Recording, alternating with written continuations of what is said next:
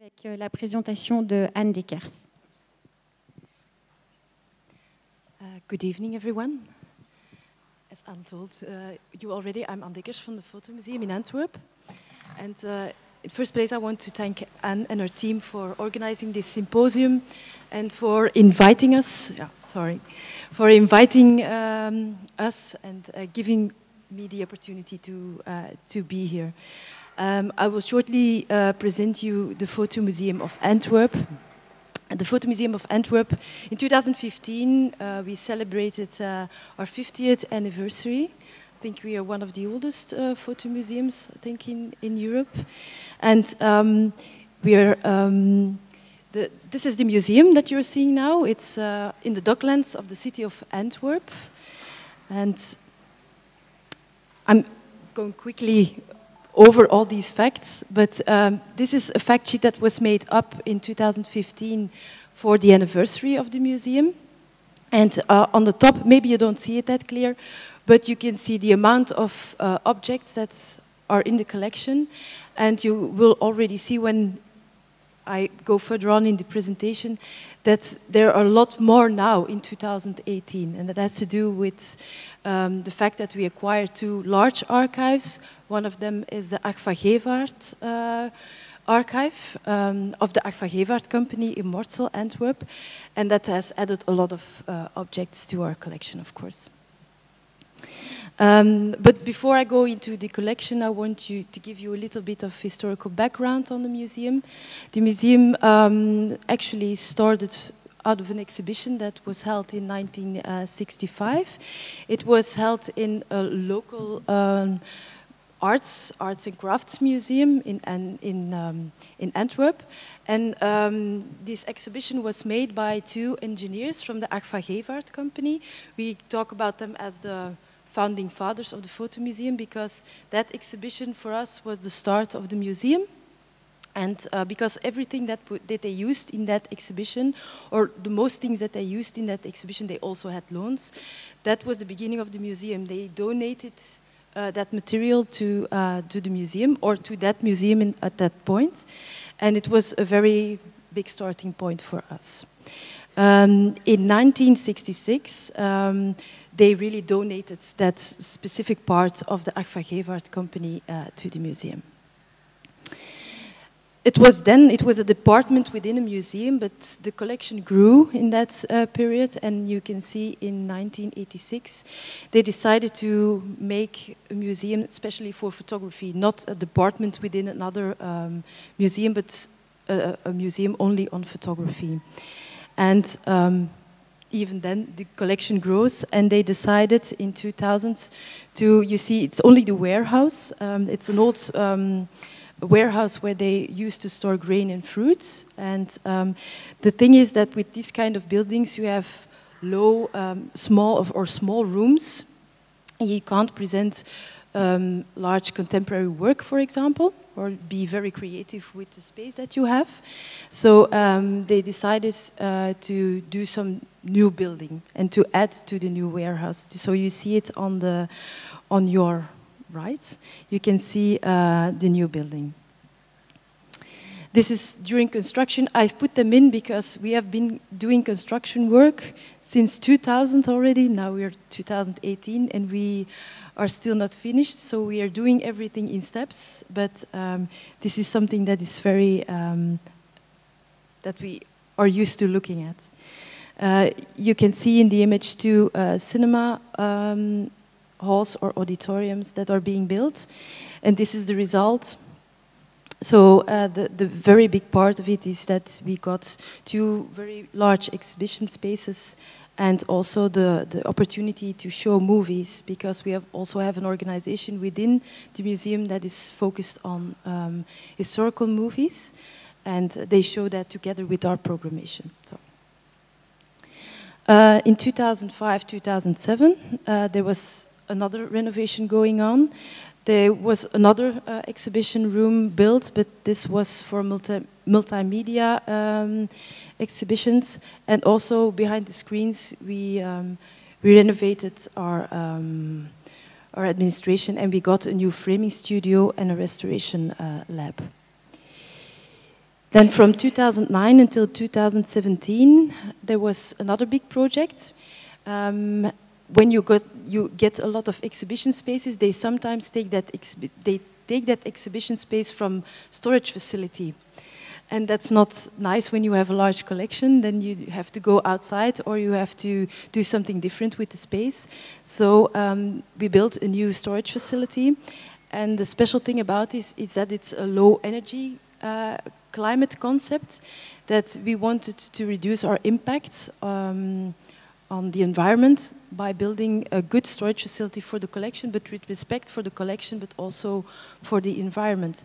It doesn't mean that everything of the collection is stored in that facility. So certain parts of the collection are really sensitive for certain climates. So like nitrate film, color photographs are being kept in a cold storage facility that's also part of the museum.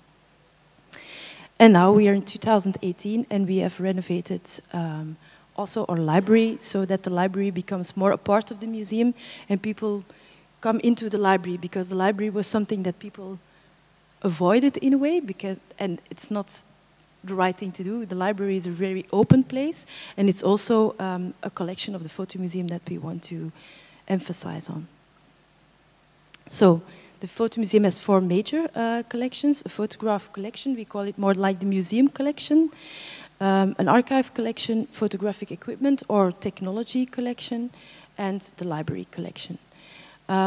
We manage these collections by using value-based heritage management, which means that we use a process of value assessment in order to refine our profile, our collection profile, which means what we want to acquire and what we don't want to acquire. Also to create a collection anatomy, because that helps us. It's the baseline of everything.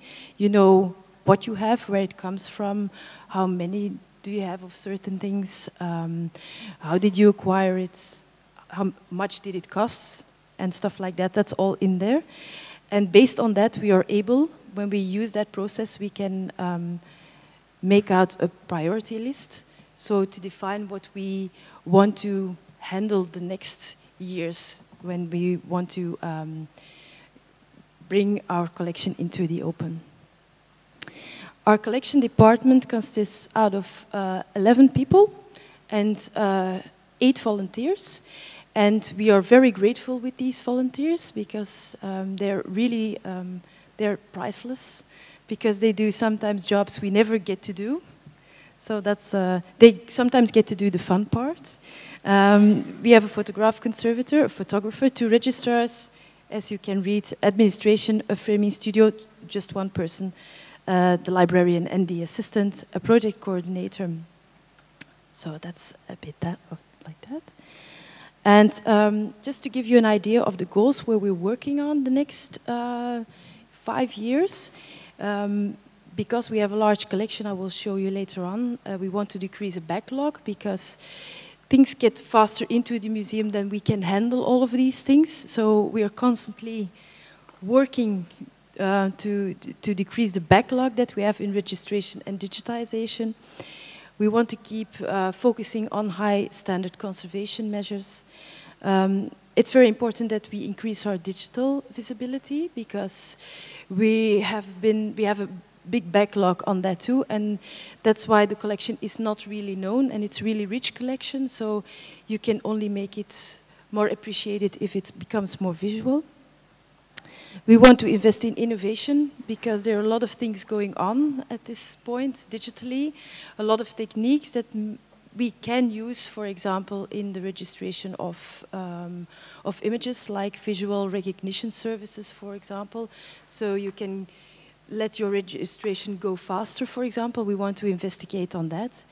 We also developed a condition assessment tool. It's like a tool to get a grip on large archives.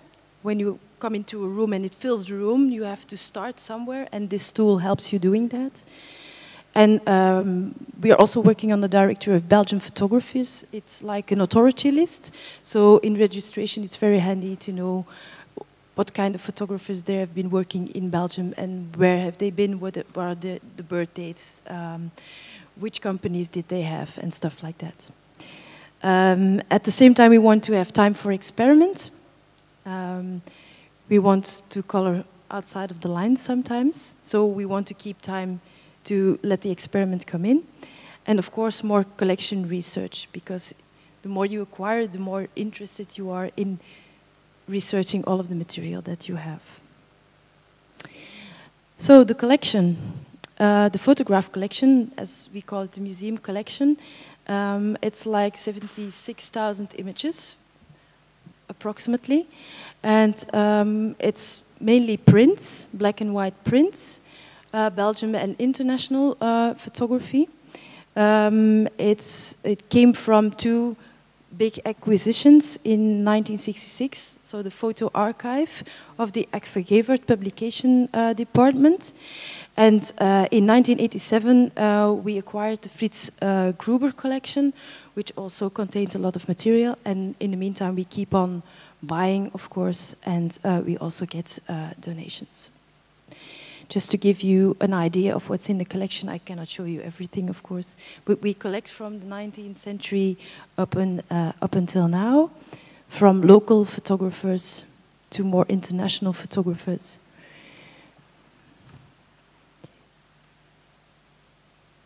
Just to give you a short idea. Then we have the archive collection. It's about 3 million objects. It's more archives and personal items of photographers. And this is spread over more than 40 archives of Belgian photographers and companies.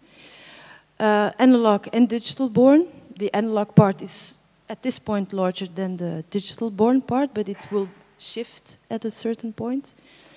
Sometimes we purchase archives, and it has to do with most of the time Belgian photographers, of which archives are being held abroad by collectioners, and sometimes they want to sell these archives to different parties, and we want to buy that specific kind of archive because it's heritage to us. So that's sometimes the case that we buy, but we don't do that most of the time. The most archives is we do get as a gift or as a loan. And then a big donation that came in 2015 was the Avec company archive, which contains a lot of documentary material on what the company made. The archive collection, just to give you two examples, this is a local Belgian photographer. He lives in Antwerp. He's Herman Selleslags. You see the archive, it's still at his place. And when you see, it's quite messy. So not all photographers are really neat in keeping their archives. But what we want to do is, this archive came to the museum. We want to make the translation of that archive to an exhibition quite fast after we acquire it, because that gives a quick return also for the photographer, but also to the public. It's nice to see that's what you are doing and what you're acquiring. And in the exhibition, we really showed the archive as a central point within the exhibition, so people can see what it really consists of, because people sometimes they only see the pictures on the wall and they do not realize what it actually is behind the scenes. So this is a view in the exhibition. The contact sheets, he's unknown. He's known in Belgium, but he's unknown international, but he had a lot of contact with a lot of rock stars, because in the 60s and the 70s, they were quite approachable according to the photographer, and he has unique material on the Beatles, for example, and the Rolling Stones. This is the house where the company archive of Avec was kept. You can still see the company in the back, where they still make photography, not that much anymore. It's more inkjet now, what Avec is doing. But this is what it looked like inside, and everything that was inside of the building came to the museum. not everything, I'm lying. We spread it out. We did a valuation assessment of the complete archive, and certain parts of the archive that were more interesting for other parties went to other parties, so that that's the best way to do it. And it contains a lot of documentary material on everything what they made, photographic papers. So we have packaging material that's also inside. Also photographs of the shops they had. The photographic equipment collection, it's about 23,000 cameras and everything that has to do with photography. We acquired in 1973 the Michel Auer collection, and in 2005 the Agfa Historama. So that's a really nice collection, where we also have a lot of work still to fit them together. And we do still buy things, but most of the time, a lot of things people still donate. The thing that we are worried about now is that people don't donate their digital material anymore. So they used to come with the box and photography and the cameras, and now that's stopping in a way, but nobody brings in a stick or brings in a digital camera. So we're missing out a certain part of that evolution. Just to give you an idea again of what's inside of the collection.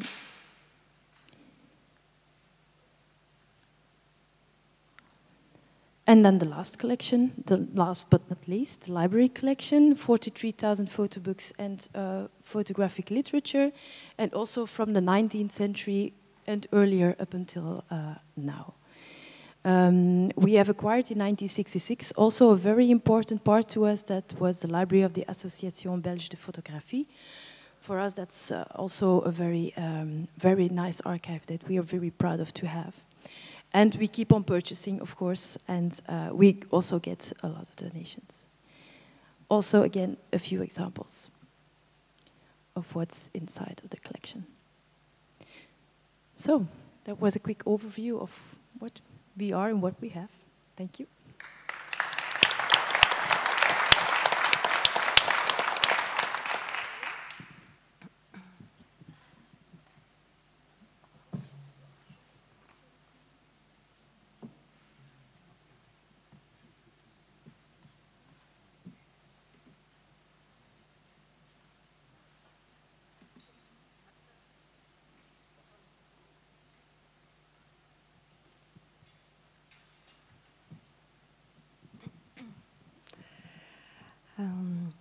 Hello. Thank you so much for being here, for inviting me. Thank you, Anne. This is really important for me and for my organization to be here, together with all these famous institutions that held so many millions of photographs. And to be honest, I'm here also because in Warsaw there is no museum of photography, so there is no place like in Antwerp, Munich, or other places, or like soon here in Lille.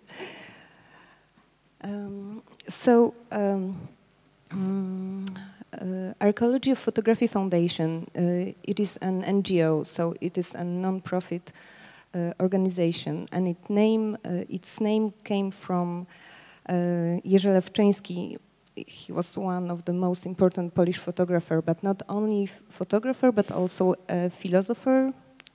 And he invented this idea of archaeology of photography, that it means like looking in the photographical past.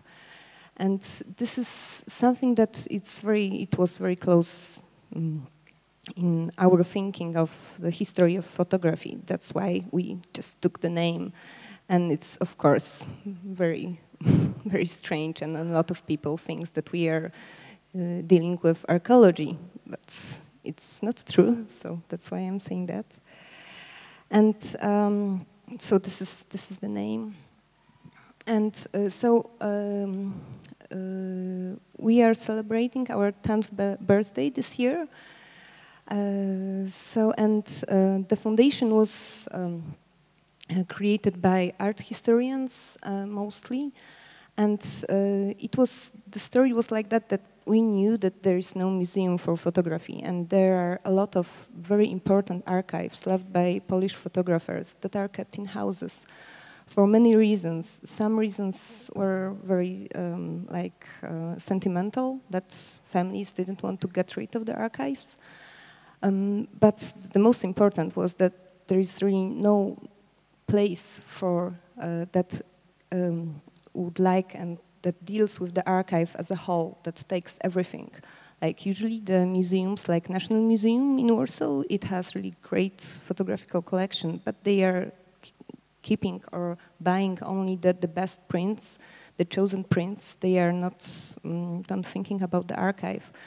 And we wanted to say and to show that the archive, it's everything, the negatives, the contact prints, and also, I don't know, the manuscripts, the notes, really everything is important. And to be honest, there is only one institution in Poland that I know that it takes care of the archive, and this is the Museum of Modern Art, because they are thinking in another way about photography and about the archives left by artists and created by artists. So we wanted to change like this, because as you know, the houses are not the best place to keep the archive, and especially the most important archives, like as you can see, you can see the two pictures of the flats that were Wojciech Zamecznik archive was kept, and it was really amazing. It was really everywhere in the house, like in every under the bed, even in the bathroom, like just everywhere. And the second picture is like the picture from Zbigniew Dłubak apartment in Warsaw. And this is where the part of the archive was kept, and the other one was was driven from France, because Dłubak died in France in Meudon, and part of the archive was in Meudon in France, and there the other one was in Warsaw. So, and it was kept like that in his house. So we wanted to make a change. Okay. So as I said, we wanted to create a place where the archive would be safe. Of course, on the other hand, we are an NGO. We are not the perfect place to store the archive. We don't have a cold storage. We have the storage room, as I have written here.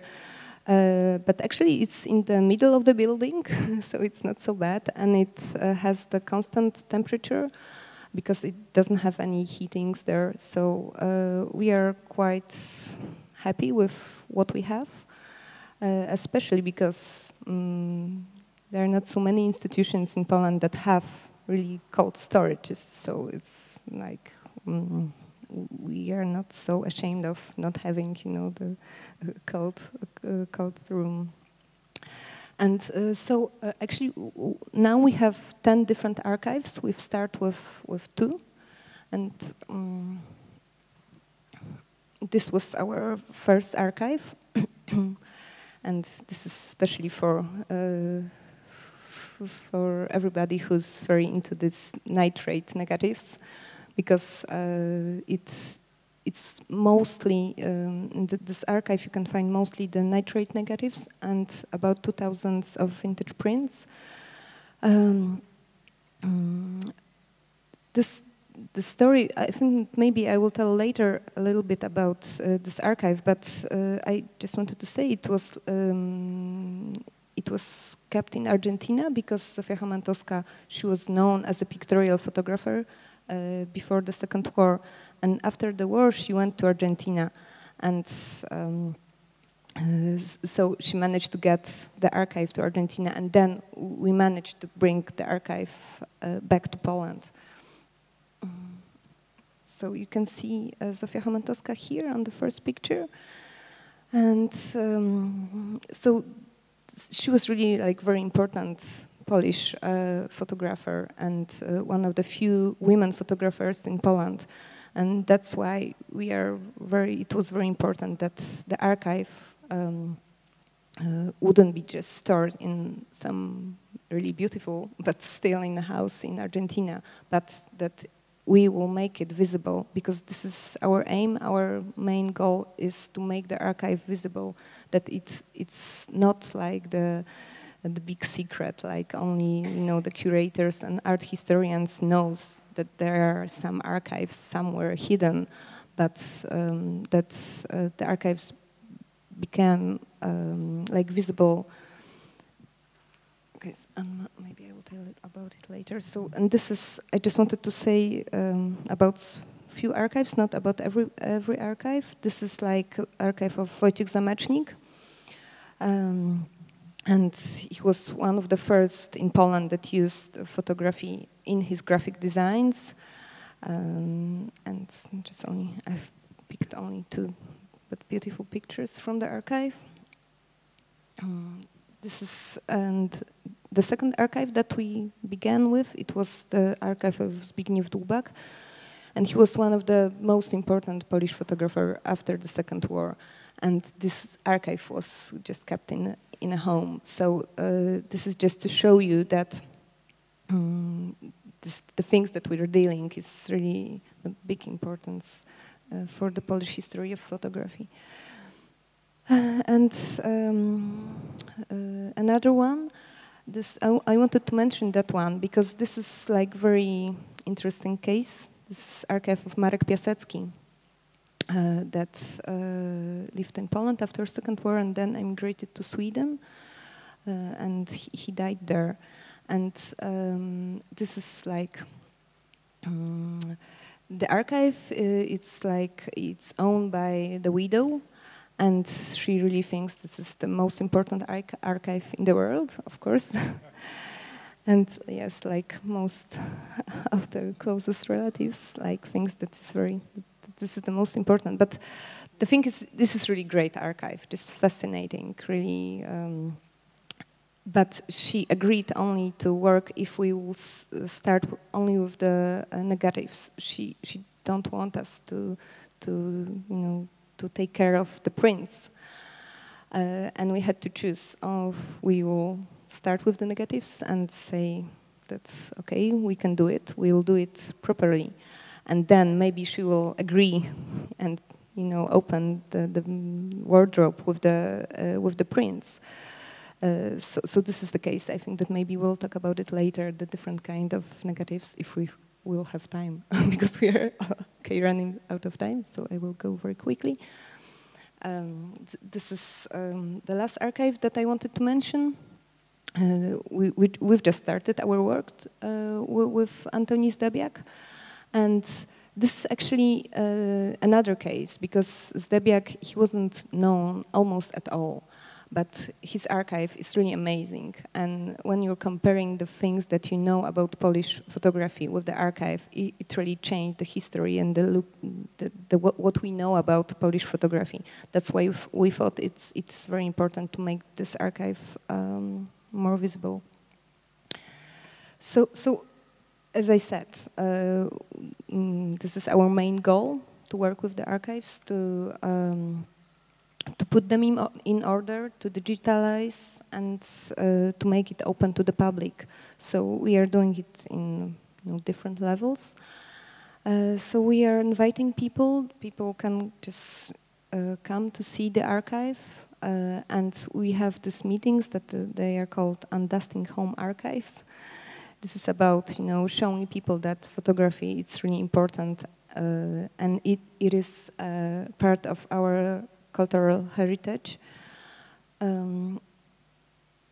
We have online database, and we are putting everything online. Now we have almost 60,000 of objects online, and it's a new database. It's working now, really, because Anne knows the old one. Now it's really better. We are trying also to make the photography open also for disabled people, and we are doing a lot of workshops, and we are trying that our website and all the things that we are doing, they are accessible to people with different disorders. And at the beginning of this year, we've moved to another place because we've been in a really small place for 6 years, and now we are in a new place, just in the center of Warsaw. We have the small gallery. It's still small, but it's okay for us now, because we are thinking about the gallery as a laboratory. We don't want to, do the big exhibitions in our space, and we are also publishing some books, and we even got some really important award for one of them. Okay. So, and this is us. So this is 7 people, and I wanted to finish with that because, of course, like we wouldn't do it if we weren't like really a great team, like working with, not enough money and not enough time for everything. Okay, so I think this is it.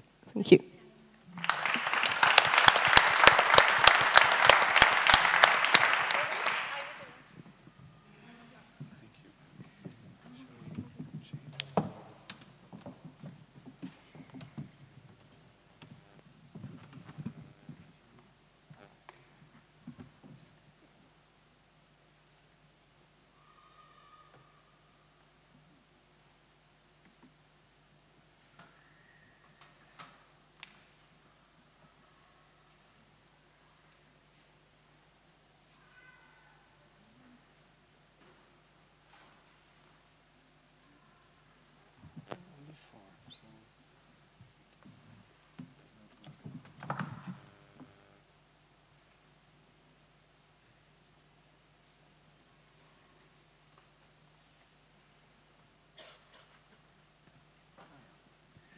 Well, at first I also would like to thank Anne and the fabulous team organizing this very interesting symposium for inviting me, and I'm really glad being here, first time in Lille. Also, I always planned to visit the Bibliothèque for looking at the fond of Blanca Evra, but it never worked out. So it also wouldn't work out this time, but anyhow, it's really great being here. The institution I'm working in is the Münchner Stadtmuseum. It's located directly in the center of Munich, and it's a museum which is not so much focused on the art, on the fine arts, but which is more focusing on the cultural history of different in different fields. So there is a puppet theater museum, there is a film museum, there is a fashion department, also a graphic and painting department, and a musical instruments department, which amounts to 12 different collections. And photography is not only in the photography collection, but it's also dispersed everywhere in the museum. So we still do some really interesting discoveries during the researches within our own museum, where works appear and were collected under very different circumstances. Just to give you a very brief outline of the history of that institution. Photography has been collected already in the late 19th century, when the Stadtmuseum was founded in 1880, and it was collected as a document for urbanization, for documenting also certain urban events like the Bavarian troops re-entering Munich, 1871, after the war between France and Prussia, or the transport of the Bavaria, 1850. And anyhow, these photographs were only collected as illustrations and not so much looked as special, narratives as their own. So the photo department goes back to the year 1963, when it was founded together with the Film Museum, and it looked completely different than nowadays. And it gives maybe also quite a good impression how photography as a collective item in German museums has changed, because at the very beginning there was only a technical apparatus collection, like cameras and the laboratory of the famous optician Josef von Fraunhofer from the 1820s, who corresponded with many also with photographers. So therefore we also have some letters with, of his correspondence with Talbot. But photography as an art form or as an own medium was not really regarded very worthwhile. So the museum had at about 30,000 technical apparatus items like cameras and many, many other things. And then it changed fundamentally in 1976 when the city decided to buy the collection of Josef Breitenbach. Josef Breitenbach was a Jewish immigrant working and living first in Paris, later on in New York at a new school for social research, together with Lisette Model. And he was exchanging photographs with his colleagues like Robert Capa, with André Kertész, Lisette Model, and built up a very nice collection which he used for didactical reasons within his lessons on the history of photography. So in total, this collection amounted to 20,000 prints, and he was also interested in postcards and carte de visite, not mainly in the fine art print. Well, Josef Breitenbach, I think, is a very good example, as this, case where you can see the name Zielke, what is somehow the center of our collection. It started really with photographers who were working in Munich or somehow disseminated later on, like Breitenbach or also like Willi Zielke. And I show you this example or this image because I also want to show you a little bit how archives sometimes come to us. You know, they come in former storages for butter or name it, and other companies. And this was also the case with the estate of Willi Zielke, who was a filmmaker, a cameraman, and a photographer of the avant-garde in the 1920s. And no, is this one? How do I? Over here. I am. So what we got was in these cases were, for instance, his autobiography, still unpublished, more than 1,200 pages, photographs from his famous series of glass still lifes. No, it should be.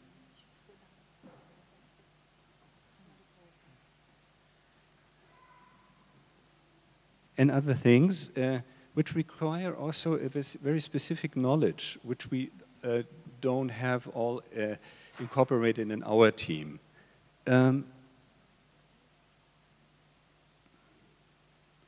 Well, by the way, this is a building where the Department of Photography is located at in the first floor.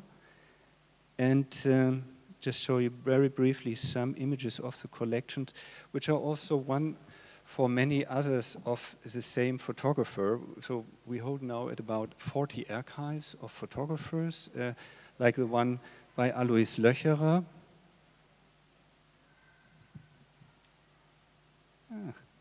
Not so easy with it.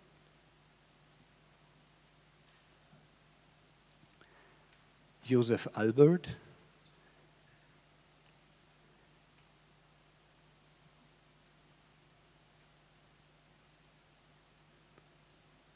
Also larger holdings of Japanese photography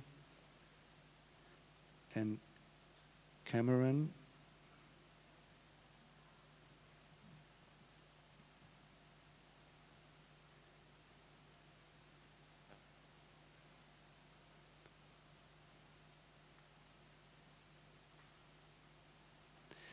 Well, when I'm talking about Munich photographers, I have to mention the Munich School for Photography, which was founded in 1900. And this was an important, education institution for younger photographers, where, for instance, František Dritikol, as well as Germaine Kroll, as Lotte Jacobi, Peter Ketman, or Jürgen Teller were educated as photographers. And therefore, we started also collecting these photographers in larger quantities. And one of them was also a teacher, like Frank Eugene Smith, whose estate also was found, which might be not so surprising, in the 1970s or 80s, was found on the flea market, and then afterwards was sold to the Münchner Stadtmuseum. These archives are usually, well, we are a team of 5 people. So you see, we are a very small team which deals with this amount of about 850,000 photographs, 2 million negatives and contact prints, slides, a library of 15,000 titles, also many original photographically illustrated books, and further also other archival material which we build up according to the archives which are in the museum. We also naturally not only collect historical photography, also I have to admit that last really big acquisitions like the collection of Dietmar Siegert, a German film producer, relate only to photography in the 19th century. He collected, for instance, 9,000 prints of Germany in photography in the 19th century. But recently we got a donation of 175 prints by Roger Belln, so it's an archive which is permanently increasing. And it's also sometimes just too much, I have to say, to handle all at the same time.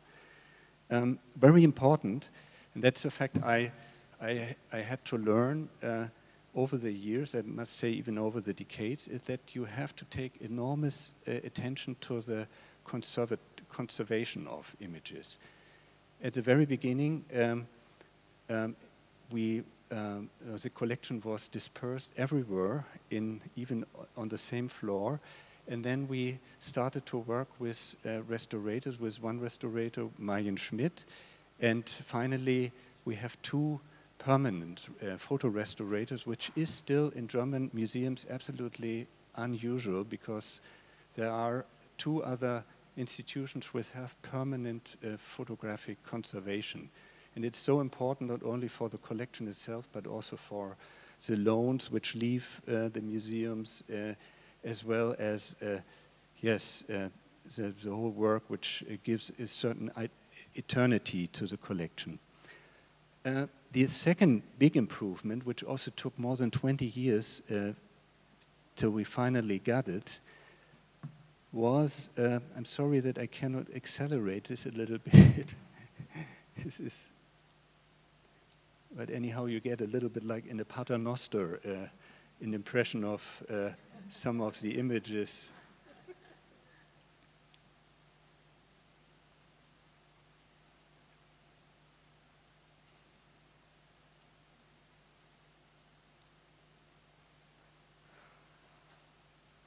Well, just 2 sentences to the exhibition space. We have several exhibition spaces.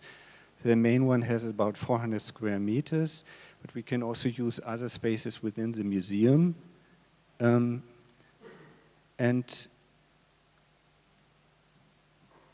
the important improvement of the past years is really the archival situation.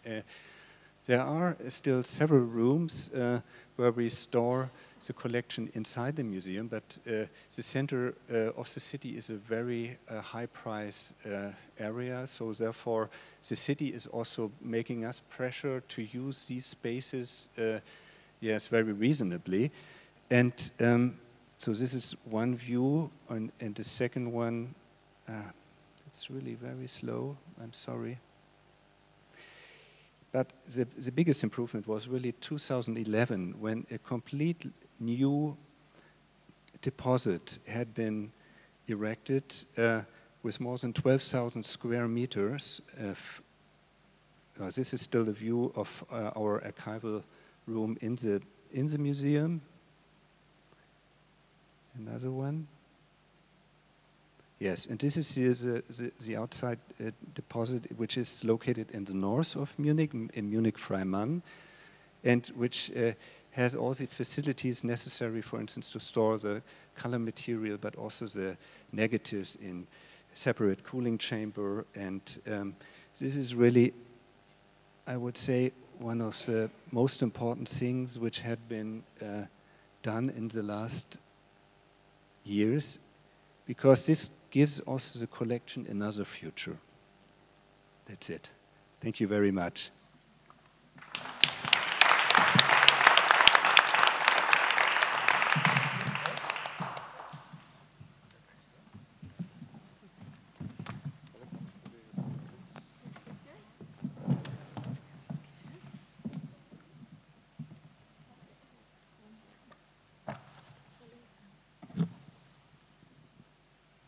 Bon, avant qu'on trouve le PowerPoint, un grand merci à Anne, Sam et tous les intervenants aujourd'hui.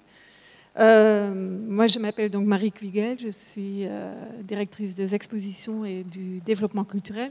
Et mon collègue Martin van den Broek, il est directeur des collections et on va faire la présentation en anglais parce que c'est plus facile pour lui. Et on fait un peu une présentation à deux, donc Dupont et Dupont en anglais. Firstly, because we will make it not so long, because you're already listening a long time to all the different museums, we do a quick presentation of the Fotomuseum. As Anne said, we are the Fotomuseum in Rotterdam, but we prefer to say we are the Nederlands Fotomuseum. We are the National Photography Museum of Holland, and we are the museum with a very big and important collection. We are relatively young. We have been founded in 2003, and it has been founded by 3 different institutions. These are the Netherlands Archives, the National Archives, the Netherlands Institute, and the Restoration Atelier. We present photography in the broadest sense, so every facet, documentary, fine art, experimental, and also, of course, our own collection. We have a collection of over 5.5 million objects, and that is constituted of 167 archives, and these are mainly negatives. We present historical photography, but also contemporary photography, and in this presentation we will present 2 specific projects about how are you dealing with your historical archive and bring your archive to the new public, the new generations, the younger public, and also how do you find money for this. What you now see is also unwired. Every 3 years we work with a mecenas. We can give an assignment to a contemporary photographer that can develop a new project, and this mecenas is buying the works for the museum, so it is making the collection richer. So we are not only dealing with historical photography, but also with contemporary photography. I now give the word to Martijn, who will tell you more about the collection. Okay, we'll do a quick run for the collection. It's a collection of 167 archives of Dutch photographers now, with famous names like Ed van der Elsken and Cas Oorthuis. We get donations, legacies, and we purchase, of course. And we have a big in-house conservation studio with 3 persons working, not only for our own collection, but also working for collections outside of the museum. We hold the copyright of almost all of our archives, so we are the keeper of the copyright, and we also sell photography and then split the income. So for archives, we never pay to keep them. We sometimes give income back to the families when the archives are used, which is a bit strange for a museum, but it works quite well for us. Of course, we have a cold storage we're very proud of. The best part is 3 degrees and 33% relative humidity, and it's totally non-ecological friendly. It consumes a lot of energy, and it was thought up in 2000, and we would love to change it. But in the year 2000, everybody said it's too risky to not do it traditionally with a lot of energy. So, of course, we have contact prints. This is a Hong Kong image by Ed van der Elsken. You can scan the negative, but the negative is not as the image, next slide, is. So there's a lot of work to be done if you work with negatives. You have to compare them to the original prints. If you have a print, you can digitize the print, but if you don't, only digitizing a negative is completely different from what the photographer meant to do. We work with contemporary artists. This is a project we did with Alfredo Jaar. He worked with this series, which is a bit graphic. It's well, yeah, it's two women hearing that their father was shot, and Alfredo Jaar made a big art installation around this work, which we'll show in the beginning of next year. Okay, one of the two big projects is the Ed van der Elsken color slide project. We did the conservation and the digitization of 45,000 color slides, which were infested by mold. Here you see the mold. Van der Elsken had a house near a dike in the middle of the Netherlands, and he had floods in the winter, and he had cows and horses and dogs walking in and out of the house. So it was not the best place to keep your color slides. And of course, I don't know if everybody knows this, but emulsion is made of gelatin, and gelatin is the feeding ground for mold. So it's their preferred dinner. We did a big project where we, one slide back, that we have the cold storage, which stops the growth of a mold, but it doesn't remove it. And of course, the mold is influencing the color, it shifts the color. So you have to remove it too. And the smart thing of this project was we had the public involved in paying, save one slide for €5.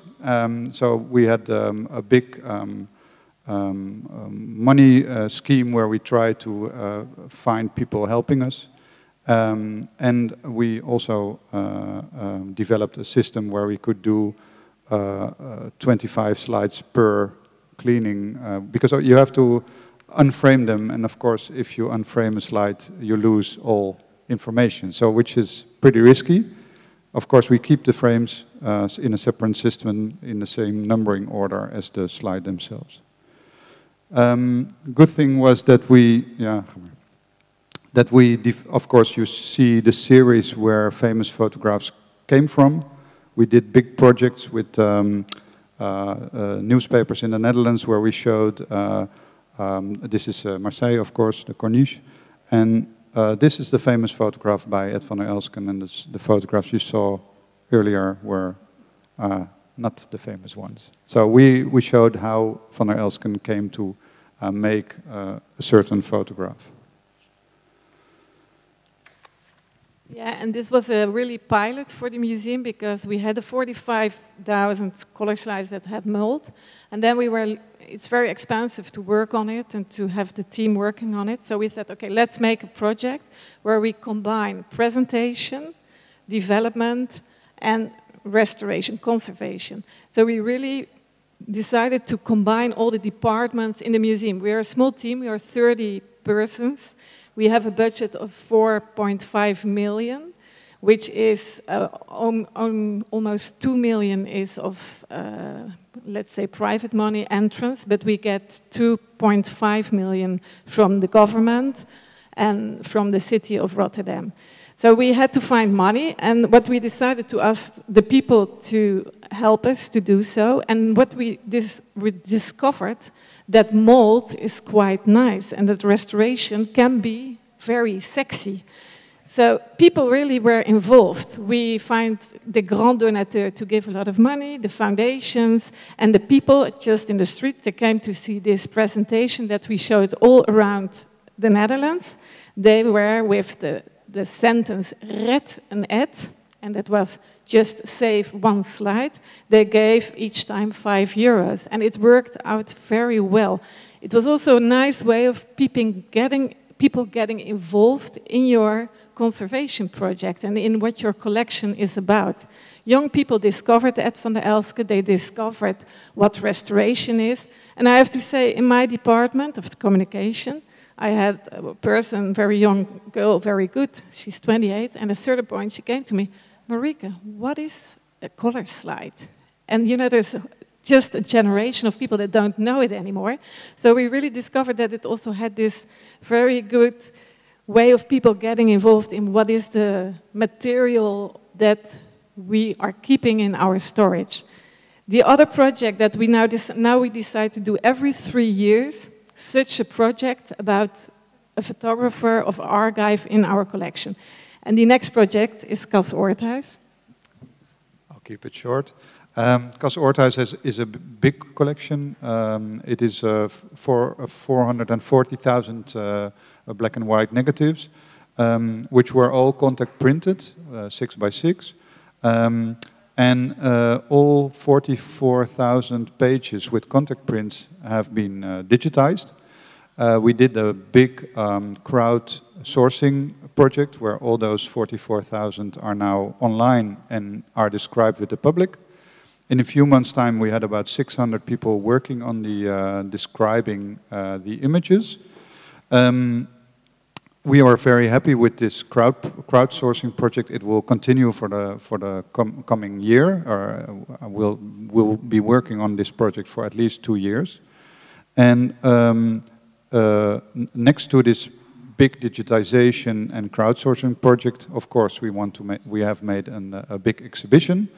And Marike. Well, it's the same principle. It was not crowdfunding, but crowdsourcing. So we asked to the people to get involved in our archive, in our collection, and to help us describe the material. But we also make an exhibition, an important exhibition for the very first time within 25 years. And also because we want to bring it to the new generations and to a broader public than only the people in Holland that know this photographer. We asked the French editor, Xavier Barral, if he would be interested to make a book. And he came and he fell in love with the contact sheets. And he said, yes, we are going to make the book. He went through all the 44,000 contact sheets within 1 week. He came after 1 week back to us and he said, okay, I selected 1,000 and you have to bring it back to 500. And this is the result. We have a really impressive book with the contact sheets in Dutch, English and French. And the funny thing is also that there was a young graphic designer working on it with Xavier. And we thought, okay, this is historical material, but the young people, they really connect to it because it's very close, if you have a look to it, to Instagram. It's a lot of images and they understand it. And for us, it was very important to, in the same time, have this crowdsourcing, an exhibition that is really with historical text, but also to connect to the new generations. So the policy of the museum is we have an important collection, we want to keep it, but we want to keep it for the future generations and to involve the public and, well, the public around us nationally and internationally in our collection, with our collection. Thank you.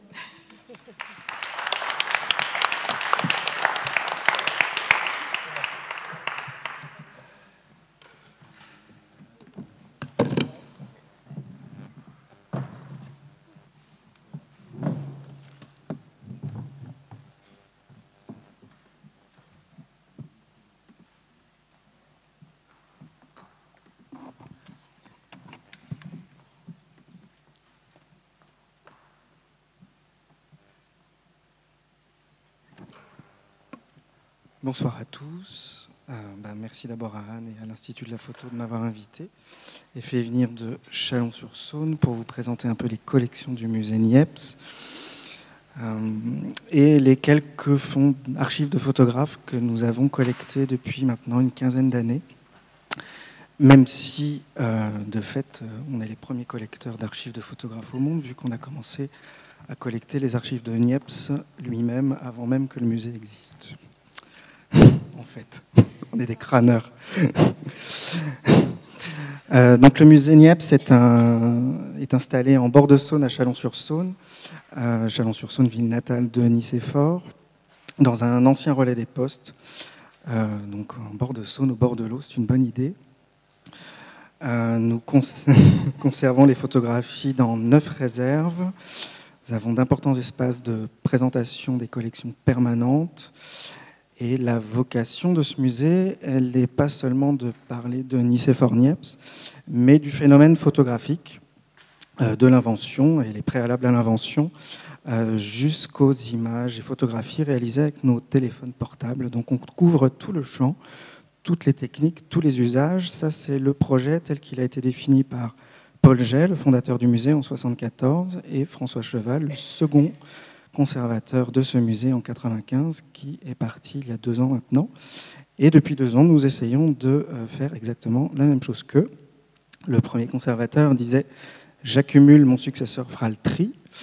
Le successeur a continué d'accumuler tout en faisant le tri du conservateur précédent. Et la lourde tâche qui m'incombe pour le moment, c'est de trier et d'accumuler aussi. Il n'y a pas de raison qu'il y ait que les anciens qui s'amusent. Alors... Donc, commençons par les collections, une présentation très générale. Je vais vraiment faire très très vite. Nous conservons, j'ai mis 3,5 millions de phototypes, je pense qu'on est plus près des 4. 4000 appareils photographiques, les accessoires attenants qui ne sont pas dénombrés, l'inventaire est à faire, et une importante bibliothèque de 40 000 livres, et je ne l'ai pas mis, mais à peu près 25 000 revues.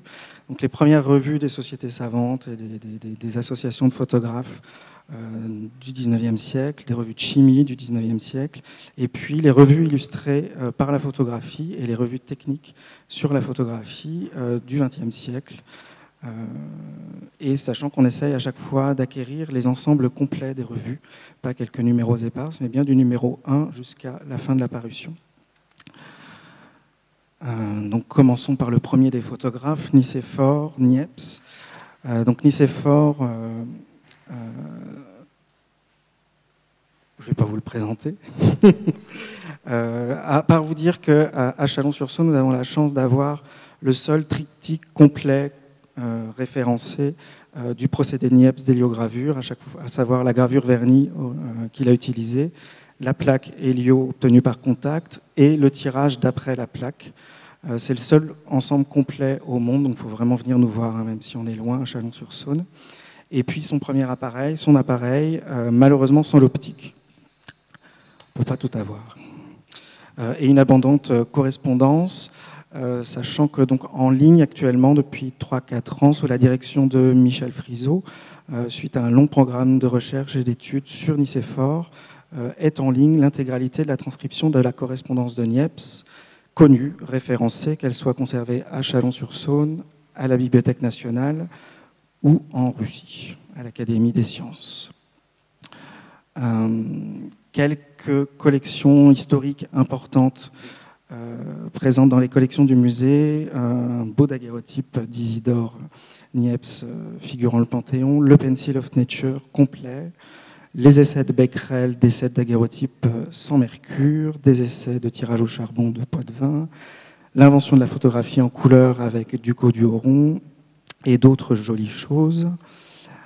Une acquisition récente en haut à gauche que j'ai déjà eu l'occasion de présenter, mais à moins de 20 km de Chalon-sur-Saône, nous l'ignorions, mais nous avions disponible et accessible les calotypes de Pierre Trémaud pour réaliser le voyage au Soudan oriental. C'est quand même incroyable qu'on ne l'ait pas su avant, mais c'était dans la maison natale, dans la maison où vivait le photographe, tout simplement. J'ai mis quelques exemples d'appareils photographiques du plus d'un des plus beaux qu'on ait avec cet appareil à daguerreotypie et le plus idiot qu'on ait avec Donald. Mais j'avais la version canette de bière ou paquet de cigarettes aussi. Voilà. Et nous accordons une importance très grande à la photographie anonyme amateur. Donc, je peux vous présenter un chien qui mange devant les portraits de tous les grands penseurs communistes, certainement dû à la personnalité du précédent conservateur. Le Elvis vietnamien, un curé défroqué qui a reconstitué la vie de Jésus avec ses petits amis, etc.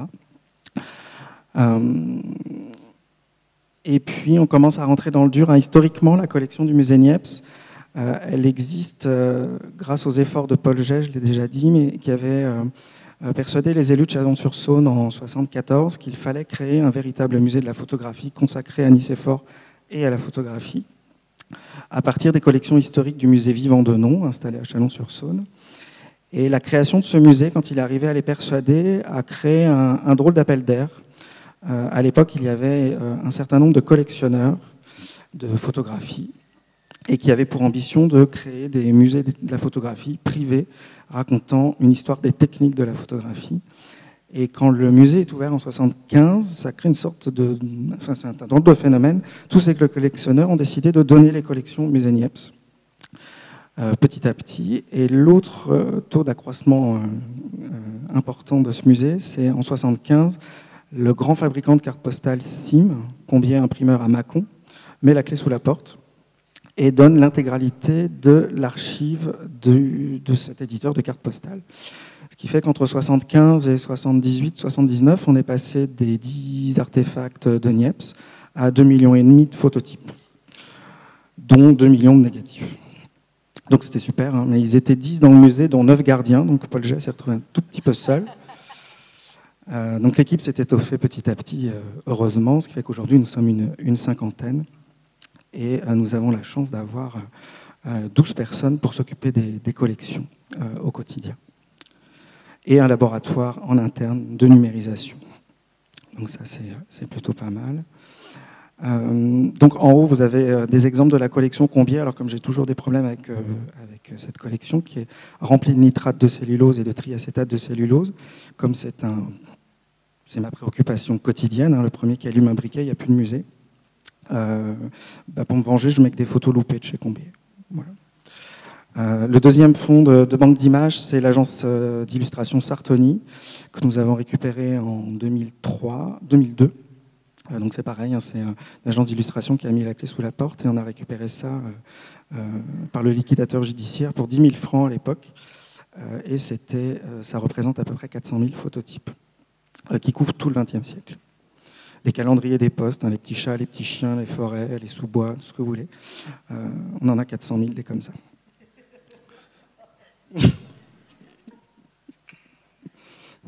Moi aussi. Ensuite, nous avons une importante collection d'albums amateurs et puis quelques photos anonymes trouvées à Emmaüs, comme celle d'en bas. Je me suis toujours plu à penser que c'était Saddam Hussein, mais je ne pense pas que ce soit lui, en fait. Voilà.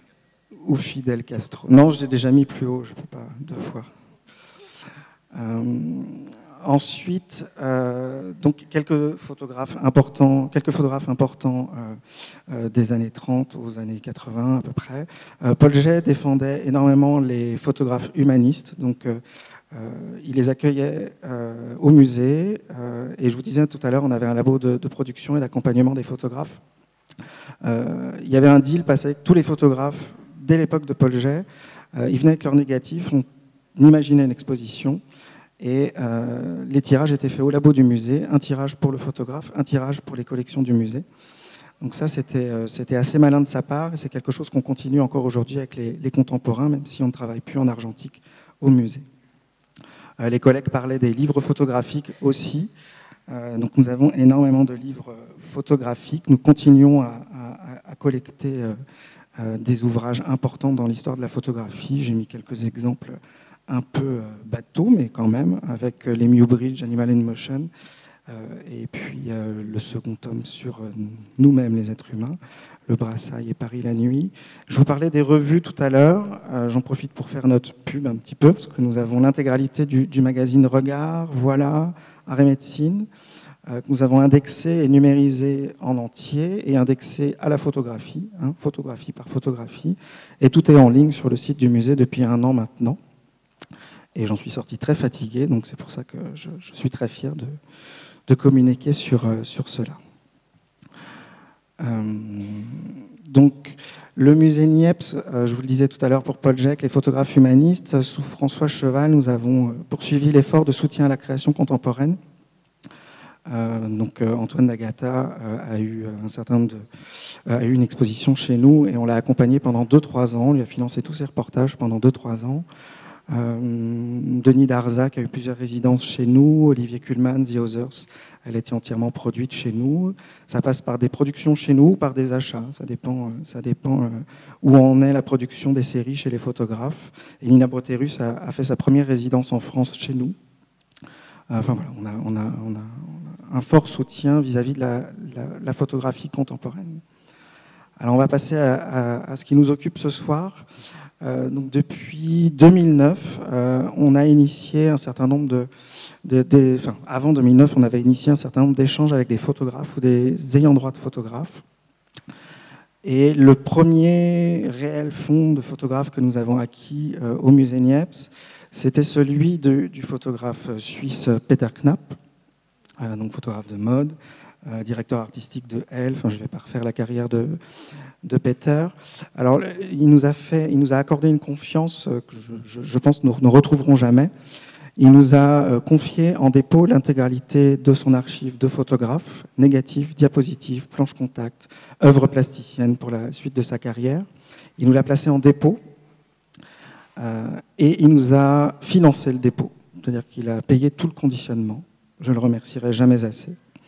En échange, nous, on lui a fait une rétrospective et on lui a mis à disposition une personne qui, pendant 2 ans, n'a fait que ça, s'occuper du fonds de Peter Knapp.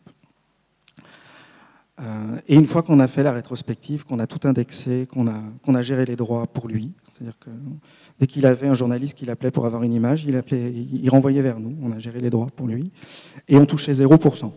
Par contre, c'était vraiment notre volonté que ce soit totalement transparent. Il avait déjà payé le conditionnement, on n'allait quand même pas se nourrir sur la bête. Et en 2009, il a décidé de donner l'intégralité de l'archive au musée Nièpce, ayant considéré qu'on avait fait nos preuves. Et en fait, ce premier fonds et cette méthodologie qu'on a mis en place à cette époque-là a convaincu un certain nombre de photographes qui étaient déjà en relation avec nous et un certain nombre d'ayants droit qui étaient déjà en relation avec nous. Donc, la fille d'André Steiner, photographe des années 30, d'origine hongroise, qui nous a contactés, on avait déjà exposé son papa, mais pas avec l'archive de la fille, qui nous a confié l'intégralité des tirages, des négatifs, du peu de planches contact dont elle disposait, les justificatifs dont elle disposait. On a fait la même chose que pour Peter. Alors à la fin, elle a repris tous ses tirages. Elle nous en a laissé 150, 200, mais elle nous a laissé l'intégralité du reste de l'archive, les justificatifs, etc. Donc ça, c'est pareil. On avait mis une personne sur ce fonds. Dans la foulée des années 30, avec André Steiner, nous sommes passés à Jean Moral. Alors là, l'archive Jean Moral, je crois que c'est le premier ayant droit que j'ai rencontré dans toute ma carrière. Ça faisait 6 mois que j'étais au musée quand j'ai rencontré la fille de Jean Moral. Je l'ai draguée pendant 10 ans.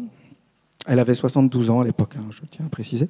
Et on a réussi à négocier en 2014 le dépôt de l'archive.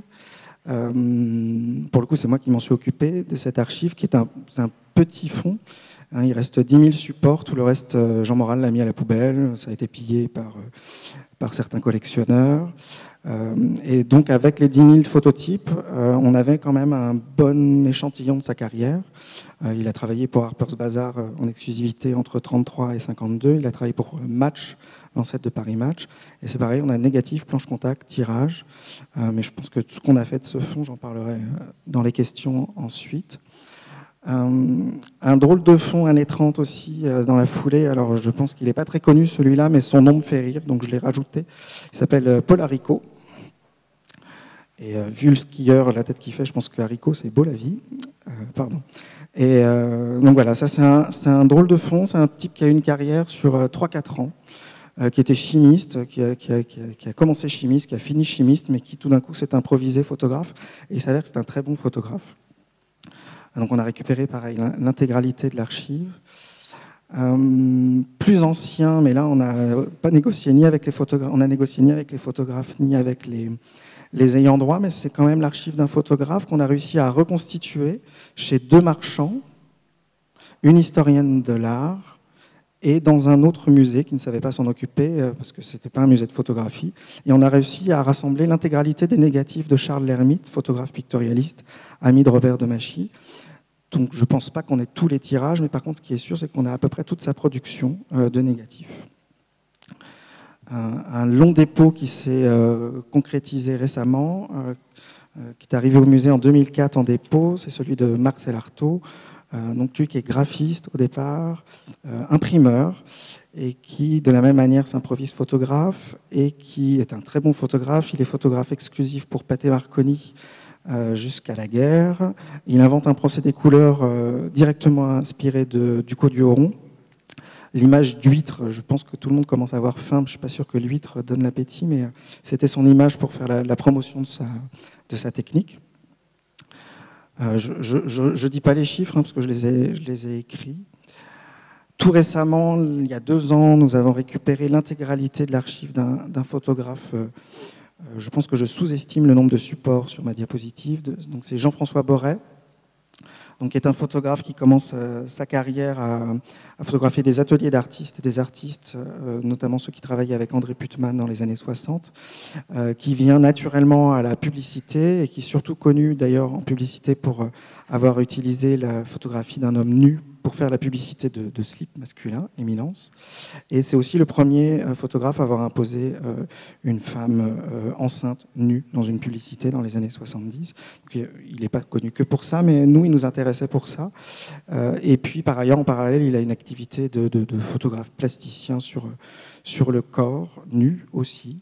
Donc, c'est pas facile à montrer à Chalon-sur-Saône en ce moment, mais je ne désespère pas que nous y arriverons un jour. Pas qu'à Chalon-sur-Saône d'ailleurs. Un fonds qui est arrivé aussi en 2016. Alors c'est une toute petite partie du fonds. Alors j'ai recalculé, on n'est pas dans les chiffres.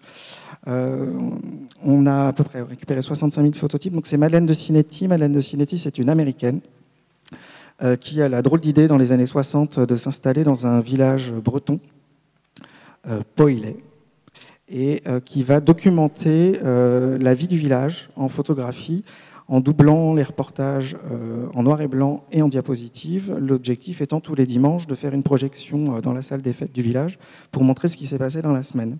Et elle va faire ça pendant une dizaine d'années. Donc on a récupéré sur ce séjour à Poïlet, on a récupéré tous les négatifs, toutes les diapositives. Et malheureusement, son fils ne nous a pas confier les carnets, mais en fait les carnets documentent tout ce qui se passe sur les photographies. Alors s'il ne nous les a pas confiés, c'est parce qu'il est très gentil et un peu fou.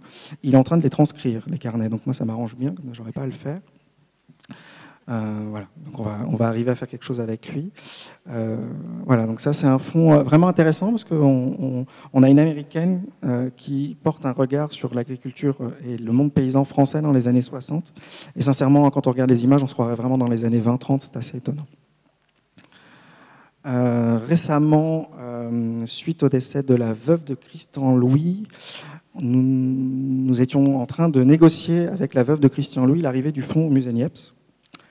Et malheureusement, elle est décédée avant. Il y a eu les scellés sur la maison, on a mis 2 ans à trouver un ayant droit, et une association s'est créée. Donc l'association a pris en charge tous les tirages, et nous avons pris en charge tous les négatifs, et tous les carnets, et tous les registres du monsieur. Donc ça, c'est tout récent, c'est arrivé l'année dernière. Et en fait, là, en ce moment, on travaille plus la main dans la main avec cette association pour essayer de retrouver les correspondances entre les tirages, les négatifs. S'ils ont besoin de tirages, on fera les tirages. Nous, quand on a besoin des tirages qui sont chez eux, on les expose. Voilà, on est en train de monter ce partenariat qui n'est pas encore conventionné à proprement parler. Par contre, les négatifs sont bien la propriété du musée. J'en ai beaucoup des fonds. Je peux aller plus vite. Depuis 2017, on a récupéré aussi le fonds de Jacques Dubois, photographe humaniste, tous les négatifs, tous les tirages, tous les justifs, etc. On va passer. Et un très beau fonds qui nous est arrivé l'année dernière, celui d'André Papillon, neveu de François Collard. L'intégralité des négatifs, justificatifs, tirages, planches contact, même s'il n'y en a pas, et les registres aussi qui existaient. Donc on est en train de numériser... on est en train d'indexer l'intégralité du fonds, sachant que sa carrière commence dans les années 30. Donc on a un photographe typique des années 30 qui travaille pour la presse. Il y a la guerre, et après la guerre, il devient photographe industriel. C'est assez intéressant d'avoir les deux pratiques successives. Depuis cette année, nous avons donc acheté le fonds d'atelier d'Yvonne Chevalier. Donc ce qui reste du fonds après que l'atelier, enfin son archive est brûlée après la guerre. Donc je vais pas m'étendre plus que ça parce que je viens de payer la facture, donc j'ai pas encore eu le temps de m'y plonger correctement. Donc je vais pas dire de bêtises. En dépôt depuis 2 ans maintenant, Jean-Christian Bourcard, photographe de presse, et plasticien, nous a confié l'intégralité de son archive négative, planche contact, diapositive en dépôt. Et donc depuis 2 ans, nous travaillons à faire une exposition qui vient de se terminer sur tout son travail pour Libération entre 80 et 2000. Et en dépôt également depuis 1 an et demi, nous avons celui de Jean-Pierre Sudre, donc déposé par la famille de Jean-Pierre Sudre. Donc un certain nombre de tirages, 3000 tirages. Et surtout, ce qui nous intéressait, nous, c'était parce qu'on connaît de Jean-Pierre Sudre, et puis il y a suffisamment d'expositions et de livres qui parlent de lui sur la qualité artistique de son travail. Ce qui nous intéressait, c'est que là, on récupérait l'intégralité de son travail qui lui a permis de vivre de son art, à savoir la photographie industrielle. Donc, tous les négatifs sur verre et une vingtaine de classeurs avec les planches contact de tout son travail des années 60 aux années 70 industriels. Voilà. C'est pas mal.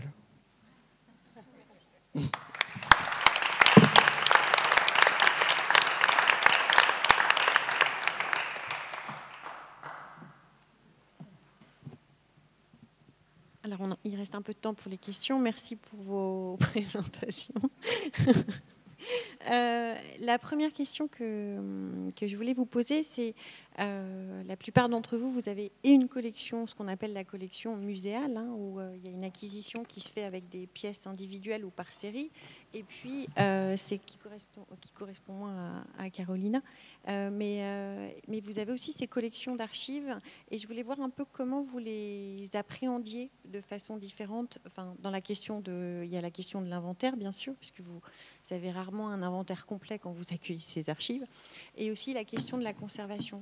Parce que là, on parle de masse et de pièces individuelles. Et comment, en fait, vous envisagez ces deux approches dans la conservation et l'inventaire, le recollement? Qui est-ce qui veut parler en premier? Shall I do it in English? Is that okay? Okay. Okay. We see it as it's like an umbrella. So you have the big archive where you try to at least you want the biography of the maker. You want the big subjects in his archive. You want the series or the time schedules. If possible, you would like to digitize everything in a low resolution. So what we did with Cas Oorthuis is for us an ideal project, because that's a very easy way of digitizing and getting to know the complete archive. This is impossible. We have now, I think, 4% of our collection is digital. With Oorthuis it might be 5 now, but still 95% is not digitized. So, but you want to have an overview of the whole collection, and then within an archive you you make choices. And either you make choices yourself, you have a curator making an exhibition. You have the choice of the photographer, which you always try to respect and to follow. So if a photographer has made books, then the book is probably what he liked most. And of course, it's not everything, but you start with that, and then sometimes you fill it in. And also you describe in a leveled way. So you describe an archive by box, and then, if possible, you start describing by series, and then the objects which are the most crucial, so objects which are shown in exhibition, you'll have complete credit line. And your system has to be able to be scheduled in leveled in different sizes. And what is important for the prints that we collect, we never collect one print. For example, if we talk with Rieneke Dijkstra, we would be interested in collecting the whole beach series, or the series. I mean, for example, Bertien van Manen, we have a book, 100 Summers. Then we buy the whole series out of the book. And we have, like you have, a relationship with the artist. And most of the time it starts with buying one series. And then at the end, they have confiance in the museum. And they finish by giving the archives, their letters, their dummies. And so it's a whole way of constructing also this relationship with the artist. But we, for example, because we have this archive, we never will collect just one print. Ulrich? It's pretty much the same policy in our institution, that we also try to buy a series or also look for donations of larger series. However, also if the occasion arises, we also take some very specific single prints, especially of the 19th century, which is unavoidable. What I find always interesting working in the archive is the re-evaluation, which is coming up when you're looking, for instance, to an archive, let's say 5 or 6 years later.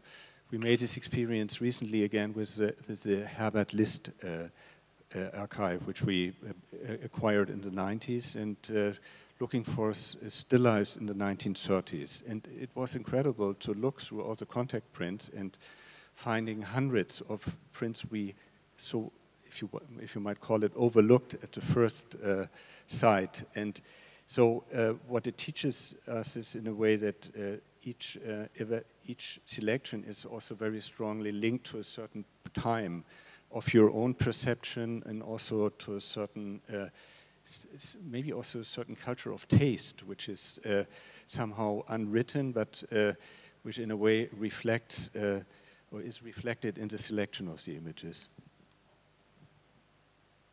We still have time.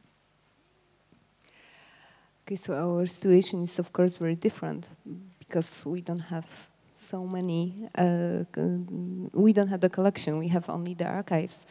But on the other hand, it's a little bit easier with that, because we are getting grants for digitalization of the archives. So we are doing it, everything at the same time. So we are digitalizing, we are doing the inventory, and we are describing it and then putting it online. So everything what is digitalized is described and put online, and we are getting the archives from the families. So they do not have any, like, you know, they are not putting in order. So we are deciding how we would like to, what we would like to start first. For example, sometimes these are negatives, because sometimes it's easier and better to start with negatives. But sometimes, if, for example, we have only 2,000 of prints and then 10,000 of negatives, we would start from the prints, for putting the prints in order and to do the inventory of the prints first. So this is, I don't know, I hope that I answered your questions.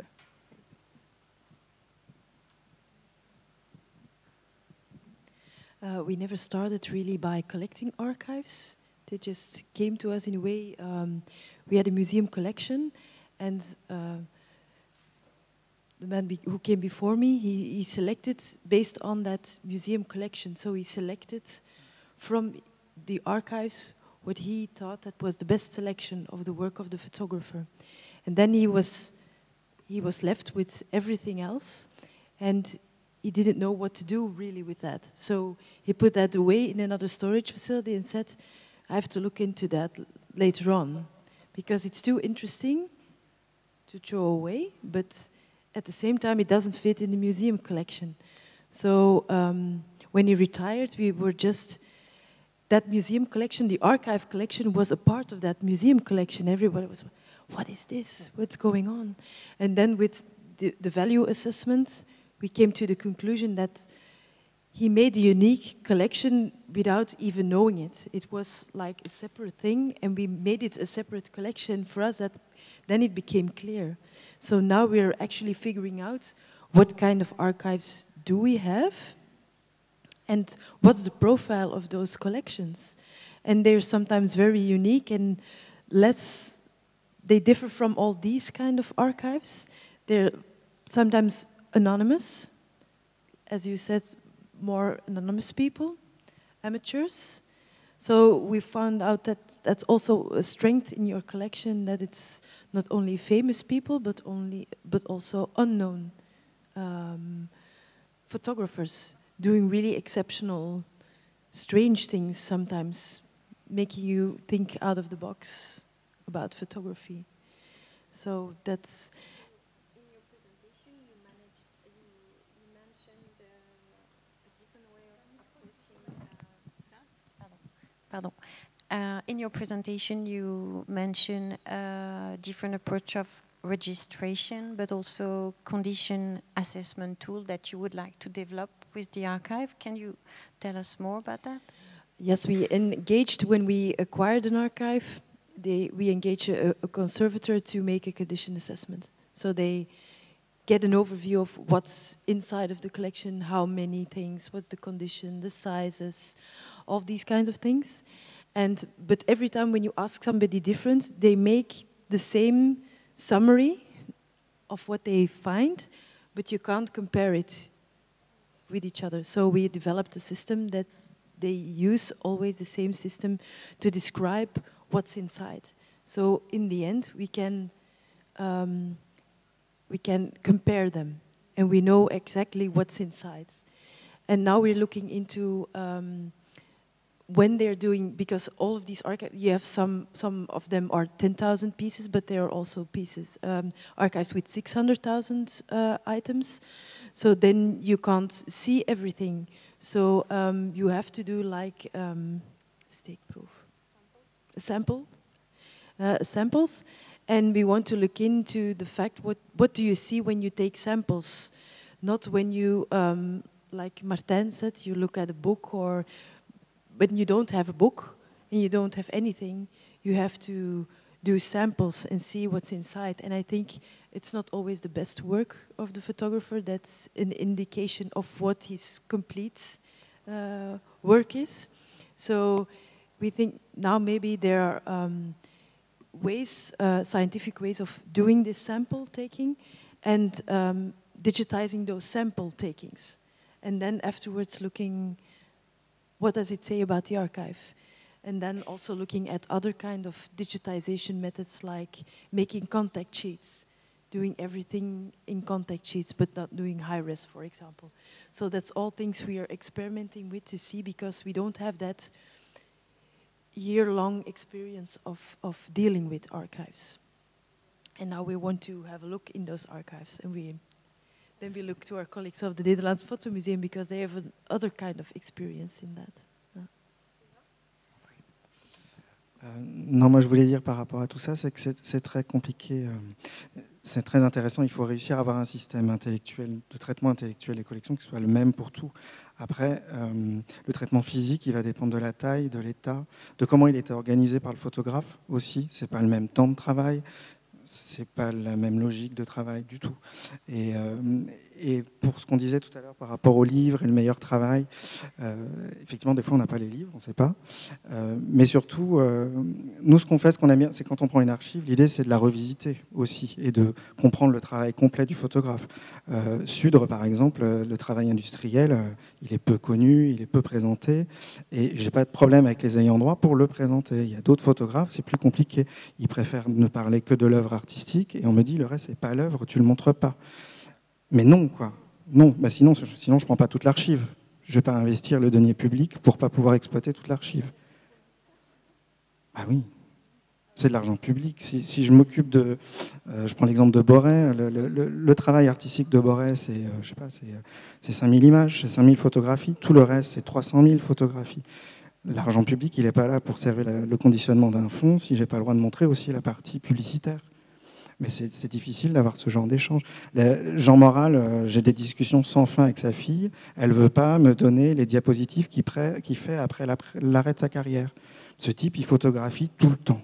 Tout le temps. En 52, il arrête la photo, il continue de photographier ses copains qui viennent manger. Ça n'a aucun intérêt, mais le côté compulsif de son travail photographique professionnel, on le retrouve dans sa pratique amateur après. Et elle ne veut pas me le donner, même pas me le confier en dépôt, elle ne veut même pas que je regarde. Elle me dit, c'est pas intéressant, c'est pas l'œuvre. Merde. Enfin, pardon.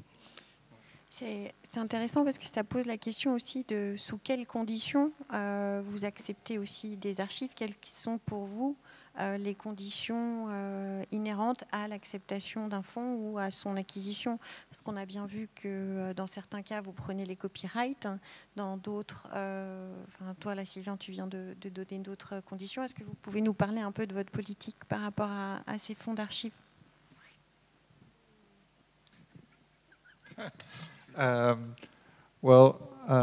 We have a committee in which we are ourselves with a group of employees of the museum, about 3, and 5 external people deciding if we want an archive or not. And we have a list of a category list where we have a very small group of archives where we're really interested in.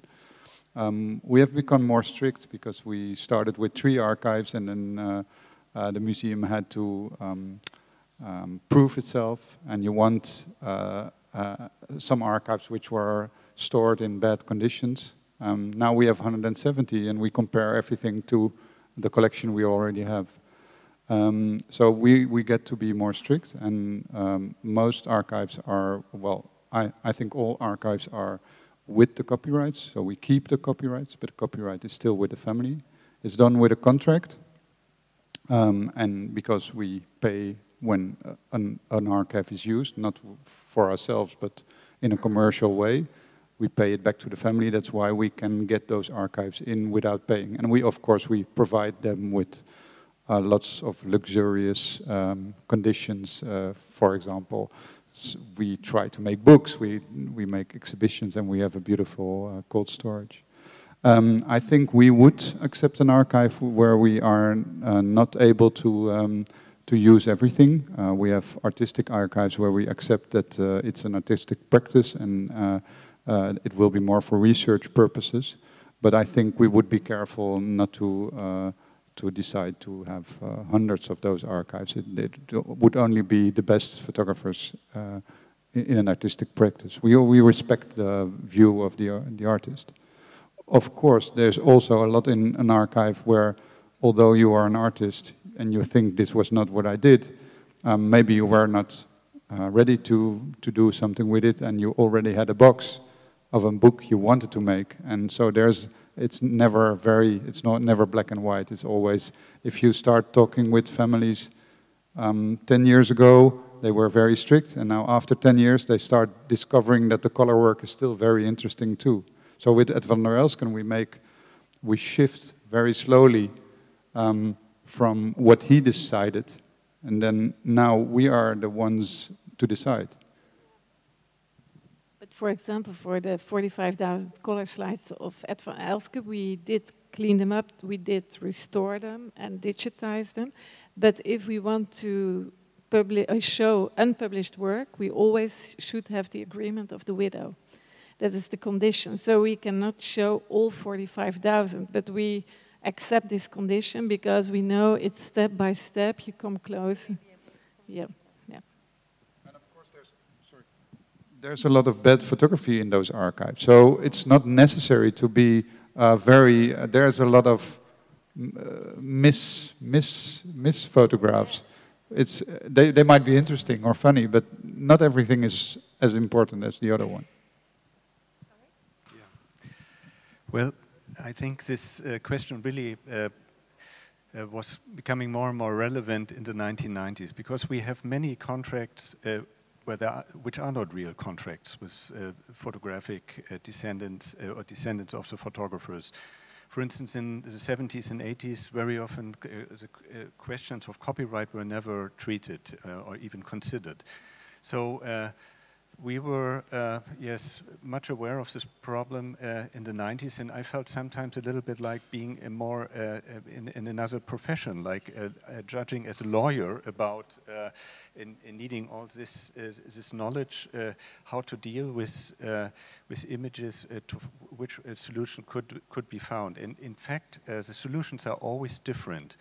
Especially with living photographers, it is very difficult to put them so, if you might call it, alive in their coffin, in the museum, in their mausoleum, because they want to deal with the archive actively, and this means also that they want to publish the work and want to do books, want to distribute it on their own. We made this experience, for instance, with a former Stern photographer, Stefan Moses, whose archive we bought with 850,000 negatives and 20,000 prints. And when we discovered that he did all his own business at the same time, also our contract was differently, we found out that it was so difficult really to come to a good terms, because certainly we could understand his interest on one side, that he wants to, this was his life, and he still wants to act with this, with these images and with this archive, which was still going on. But now we found different solutions. We set up different kinds of contracts with all the copyright for all different spheres were very clearly defined. And then we offer this contract to the descendants of the photographic archives and talk this over. And sometimes we get all rights, sometimes we don't. So it's very different. It's really individual case. It's really individual, yeah. So it's the same here. Like, we have some rules that we would like to be kept. Like, for example, we always need the license for copyrights. It's otherwise you cannot just digitalize and put it online. So we would like, and this was the first thing, that we are working with the archive as a whole. So we have the access for everything, and we can show, you know, not only the best prints that, for example, Guido would like us to show. And it worked for a long time. But then, for example, we have the example of Marek Piasecki archive, and the widow said that, okay, these are the prints, but you can start with the negatives, and then maybe later you will see. And we had to say yes, because this is so important. The archive is, you know, one of the best photographers in Poland, so we had to agree. And we hope that it will be like Marika said, like step by step, and then she will, like, you know, give us the rest. Yeah.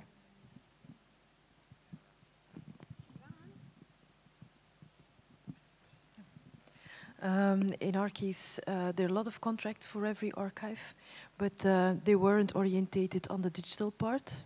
So now we have to do the whole thing again sometimes, because you can take some risks in doing that, but we want to have a good communication with the family, of course. And we have now a contract that cover all the digital part also. But then next to that we have so in our case, the photographer, most of them, they keep the copyright. And we get a license to do a certain amount of things with the archive. If we want to do something commercial with the archive, then it's a separate license. And this license, we have 4 kind of licenses. One that are very open, that you can do a lot of things, and then you can narrow down, and it depends on the relationship that you have and what's possible. So it's what you say, you have to see, it's case by case. Yeah. J'ai pas grand-chose à ajouter parce qu'on fonctionne à peu près de la même manière, je crois. Hein. C'est du cas par cas et on grignote petit à petit, mais quand on fait du commercial, effectivement, c'est un contrat à part, c'est un accord à part. Après, ce qui est compliqué aussi, c'est parfois quand on a des photographes qui sont représentés par des sociétés d'auteurs. Là, c'est encore autre chose. Par exemple, le fonds Moral, il est chez moi. J'en suis le propriétaire physique. Le musée en est le propriétaire physique. Mais Moral, il est représenté par la SAIF. La fille de Moral est au bureau de la SAIF. Donc moi, dès que je veux faire quelque chose pour le musée avec le fonds Moral, je fais ce que je veux, c'est dans le contrat. Mais par contre, il y a des gens qui s'adressent à moi directement pour des photographies qui ne sont pas chez moi. Donc je suis obligé de renvoyer ailleurs, même demande conseil. Parfois, c'est des choses qui sont physiquement chez moi, mais ça passe par la SAIF, puis par elle. Et elle-même ne sait pas trop à qui s'adresser. C'est d'autres problématiques.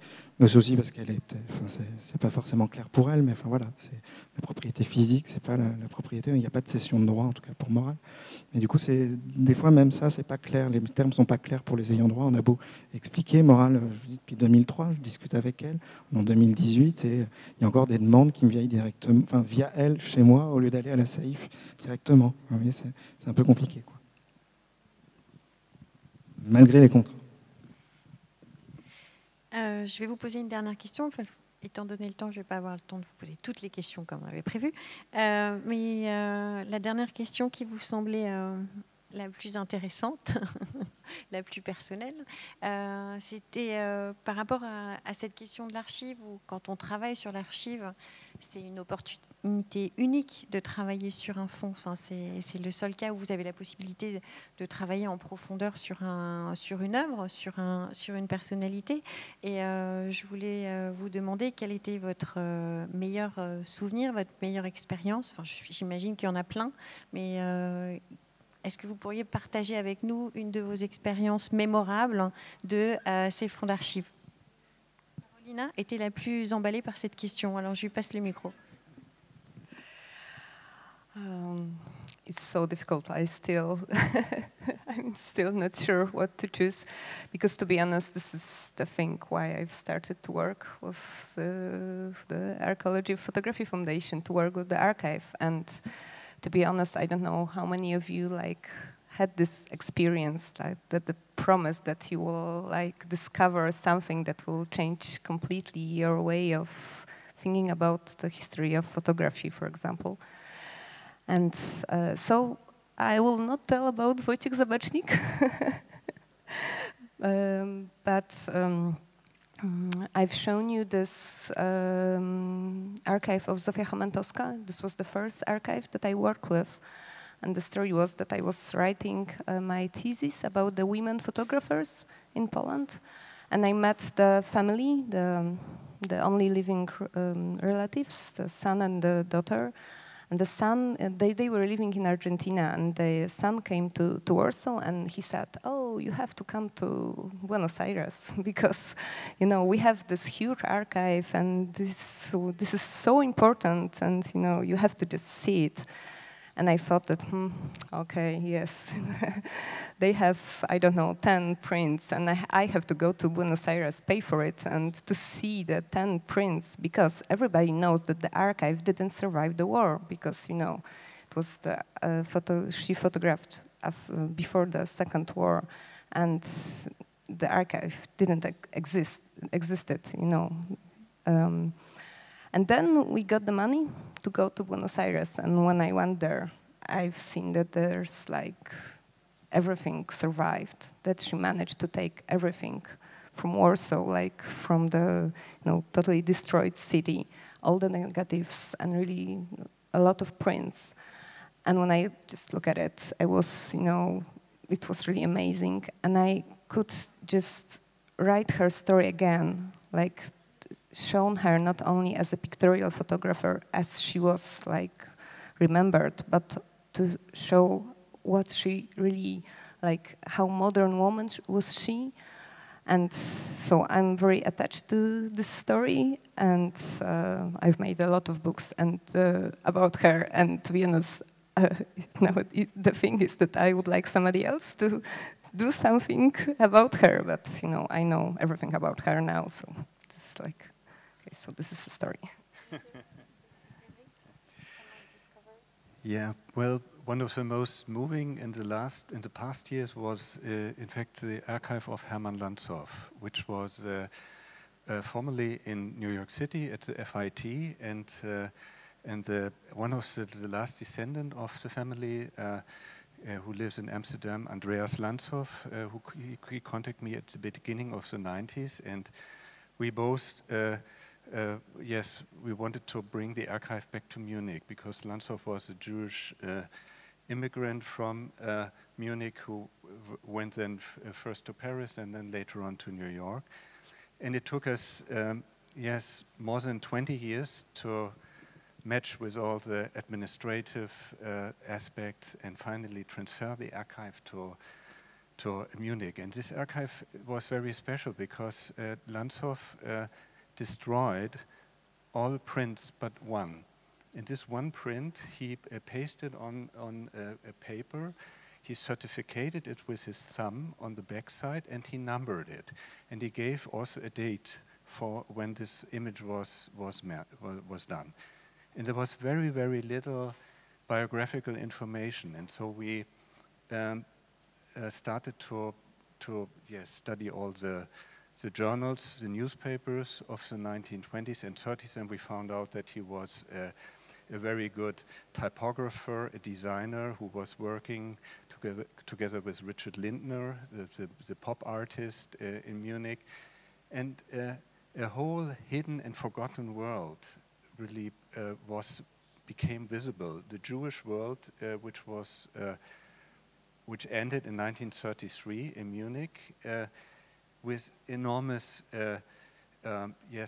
interactions. For instance, the family was directly, where part of the family was, for instance, Theodor Adorno, the philosopher, and the publisher Samuel Fischer. So it's the whole history of the exile publishing, the exile artists who lived in the United States as well as in France.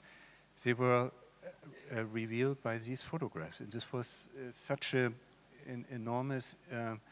I was so thankful, really, to work on that topic because I felt so strongly linked to the period, and I found this was the best thing to do, to bring this again into to give it again to an audience and to make it visible, which was completely covered. Well, I have to say that I always love to go in our cold storage. It's when we have visitors, I bring the people, and you go from 18 degrees to 13 degrees to 3 degrees, and it's already the special effect. It's cold. But for me, the really impressive thing was that Martin was showing me around, and at a certain point he showed me the dummy of Koen Wessing of Chile, September 1973. And I knew the book well, but I didn't know that we had the dummy in our collection. And then suddenly you are in front of this dummy, you know that the photographer made this dummy with his hands. It's a very important book in his career. And then also Martin told me the whole story of the book, that it was also that Koen Wessing gave it to a former very important prime minister, that it was a present, and that somehow we got this present back from the prime minister. So the whole book became alive, and what I like that in an archive you come as close as you can get to a photographer.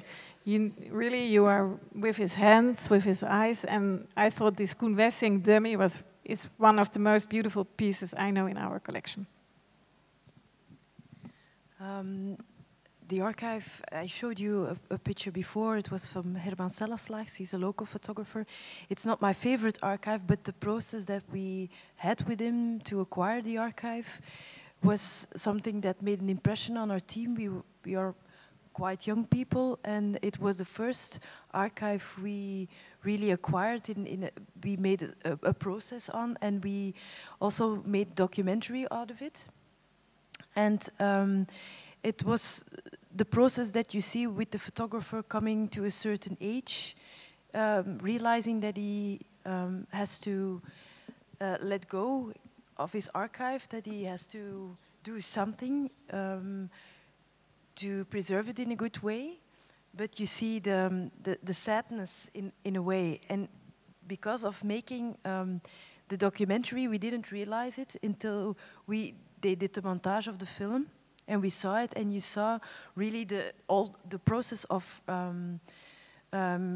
packing the archive at his house, taking it to the moving company, doing everything, putting everything in the truck, and then seeing him just flattening some boxes, and then seeing that truck driving away. It was like, we didn't realize it at the time, but then it was really confronting what it means in somebody's life, what you do, and how important it is to be a part of that also as a museum, and to respect the process that you make for acquiring it, so that they feel that it's okay to let it go, but still.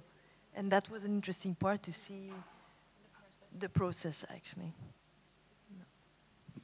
C'est marrant parce que j'ai un souvenir un peu similaire, parce que le fonds Jean Moral, je l'ai rencontré en 2004, Brigitte. Elle a un rapport très particulier avec son père, et en 2004, en fait, on ne venait pas pour récupérer le fonds, on venait pour l'aider à le mettre en ordre, et lui apprendre à le faire, parce qu'elle voulait le faire elle-même. Elle avait 72 ans, elle s'en était jamais occupée, elle décidait de le faire. Et 10 ans après, quand elle m'a dit « Sylvain, j'en peux plus, tu viens le prendre », quand j'ai pris le dernier carton, j'ai vu les épaules de cette petite dame se détendre. Elle était enfin libérée du poids de son père, de se débarrasser de ce fond. Bon, maintenant, elle est sur mon dos, mais en tout cas, elle, de voir cette libération, c'était très émouvant. Oh, it's an impossible question. I think the relationship with the widow of Cas Oorthuis was very important for me. I was still young and started, and she was getting really old. In the beginning, Oorthuis was already dead for a very long time, and she knew everything about the archive. I could phone her and I would say, "Do you have a balloon?" And she would say, "Well, I think you'll have to look in Barcelona, the first trip. He's traveling around," and she was like that. She came to our archive, and they were running through vintage prints. And the idea was that plastic PE was not important, and that fiber-based was the thing to have. And she, together with my boss, the vintage prints were hers, so they were not ours. They would drink some kind Geneva. So they would have a drink, and they would just tear the PE prints. And if they were not good, she said, "Well, I don't like this one." And we as staff, we hated it. And my boss was terrible. He said, "No, don't do this." But she had, I think she stopped after a few, but well, it was a terrible sight, but it was lovely that she felt so comfortable with her own archive.